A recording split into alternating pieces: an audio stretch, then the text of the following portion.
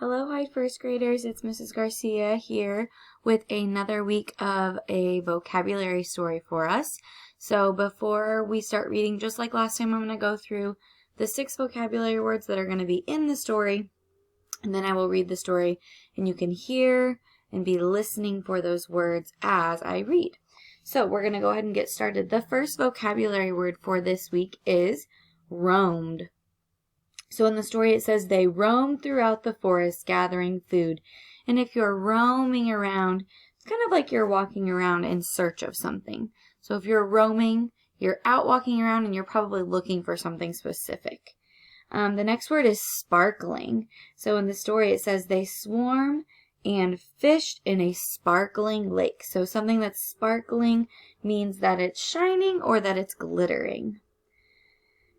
The next vocabulary word is misty this week, and misty in the story it says, one misty morning when it was too early to swim or fish, the animals invented a new game. And if something is misty, that means it's kind of covered in a light rain or a fog. So it's probably not very easy to see, but you can still kind of see through it. The next vocabulary word is promised. So it says, Mouse promised himself that he would never play football again. And promise means that you make a statement that you are going to do something for sure. So you're definitely going to do it if you make a promise. The next vocabulary word is receive. So in the story it says, the next time it was his turn to receive the ball, he jumped high into the air to catch it. So if you're receiving something, you are going to be getting something from somebody else. That's what it means to receive. And our very last vocabulary word this week is slender. In the story it says, he grabbed onto the ball with his whole body and wrapped his slender arms and legs around it. So slender means that something is thin or skinny. It's not very thick, but it's normally thin and skinny. So that's what slender means. So now we're going to go ahead and read our vocabulary story this week. And throughout the story, there may be some times when I mention that you can pause the story, and whoever you're reading or watching this video with, you can talk about questions with them, or you can write them down on a piece of paper for yourself. So this week, our story is called How Bat Learned to Fly. Long ago, when all animals were friends, there was a special group of friends who did everything together. They roamed through the forest gathering food. They swam and fished in a sparkling lake. They slept under the night sky, but most of all, they loved to play games together. One misty morning when it was too early to fish or swim, the animals invented a new game. It started when Bear had an itch. As Bear rubbed his back against the tree, Raccoon noticed the green leaves that fell. He gathered the leaves and made a ball. As Raccoon made the ball, Mouse, Coyote, Bear, and Possum worked on the rules of the game, and soon they invented football. Now, the way the animals tell the story each time Mouse had the ball and started to run, it fell out of his hands. Coyote scolded, "Why do you drop the ball when you run?" "It's not his fault," said Possum. "He has little hands." "He should hold it under his arm like me," said Raccoon. "He should hold it against his chest like me," said Bear. Mouse knew his friends were trying to help, but he also knew that Possum was right. The other animals were bigger and had larger hands.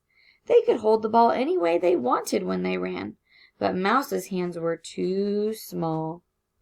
Mouse felt awful. He didn't want to ruin the game, so he went off and sat under a tree. Mouse promised himself that he would never play football again. He felt very sorry for himself. He would miss playing with his friends. So now would be a good time to pause the story, and you can talk about this question with someone you're watching the video with, or you can just write it down on a piece of paper. But I want you to think about, what problem does Mouse have so far? Mouse is kind of having a problem in this story. Think about what is his problem in this story so far. We're going to go ahead and we're going to keep reading.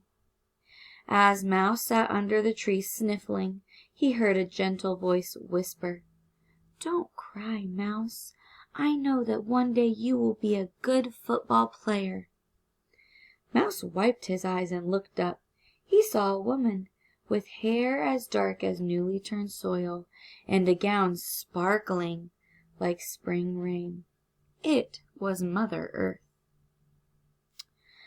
Mother Earth spoke like a summer breeze. "Next time you play," she whispered, "jump up and wrap yourself around the ball. Hold on to it with your whole body."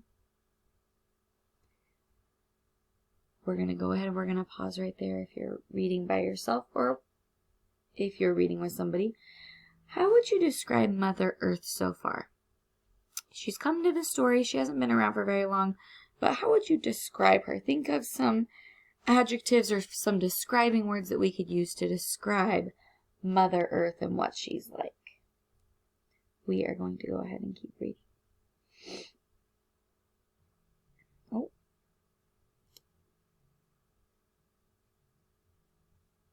Mouse thought about this. "I am a good jumper," he smiled. "It might just work. Thank you, Mother Earth." Mouse hurried back to join his friends, and the next time it was his turn to receive the ball, he jumped high into the air to catch it. He grabbed onto the ball with his whole body and wrapped his slender arms and legs around it, and he hung on tightly with his hands and went flying through the air.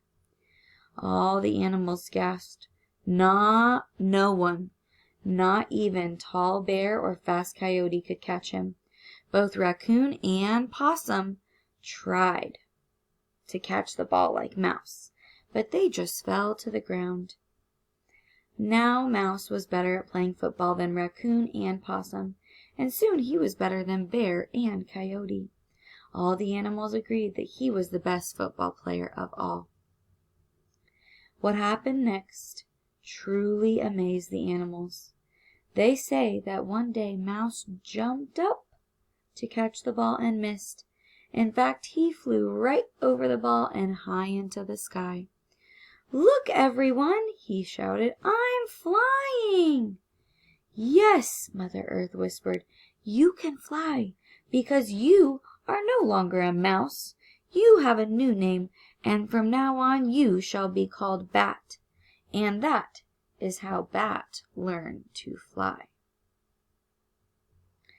All right, that is the end of our story this week. There's one more question that you can talk about with whoever you're with at home, or if you want to just write it down on a piece of paper.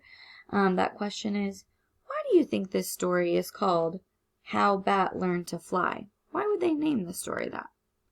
Think about that. You can go ahead and talk about that, or you can write down your answer wherever you would like. Thank you for watching our vocabulary story this week. I hope that you enjoyed it, and I hope that you have a great week of learning at home.